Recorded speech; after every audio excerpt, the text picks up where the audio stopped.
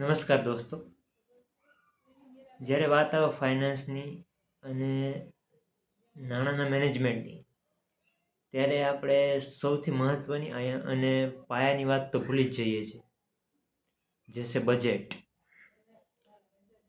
સરકાર પણ બજેટ બનાવે છે, કેટલો ખર્ચ થશે, કેટલી આવક આવશે, ક્યાં ક્યાં પૈસાનું આપણે વહેંચણી કરીશું, આ બધી જ બાબતોનું બજેટમાં મેન્શન કરે છે, જાહેર કરે છે.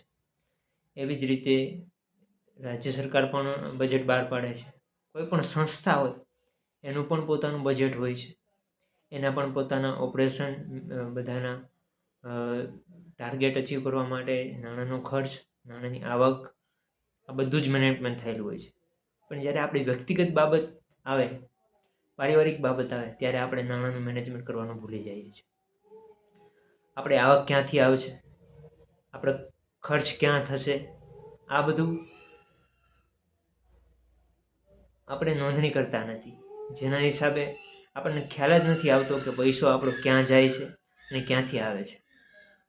આવે છે એ તો કદાચ ખ્યાલ હોય, કારણ કે જોબ કરતા હોય તો ખબર છે કે ભાઈ ફિક્સ સેલેરી છે. પરંતુ ક્યાં આપણો પૈસો જાય છે, આપણે ખર્ચ ક્યાં કરીએ છીએ અને કઈ વસ્તુમાં કેટલો ખર્ચ કરીએ છીએ, એની માહિતી આપણને હોવી જરૂરી છે. અને તો જ આપણે આગળ આ નાણાંનું કઈ રીતે વહેંચણી કરવી, એની બચત કઈ રીતે કરવી, એનું રોકાણ કઈ રીતે કરવું, એ જાણી શકીએ છીએ.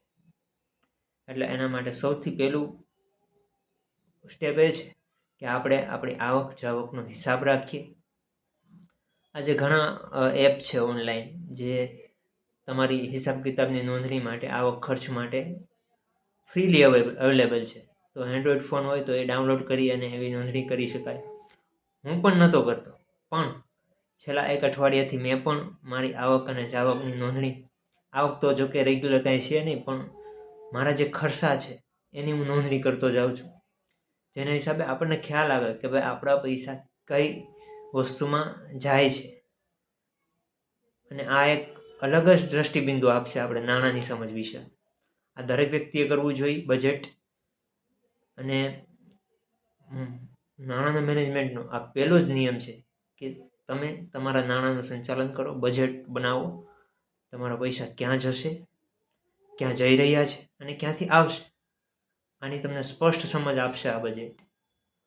Thank you.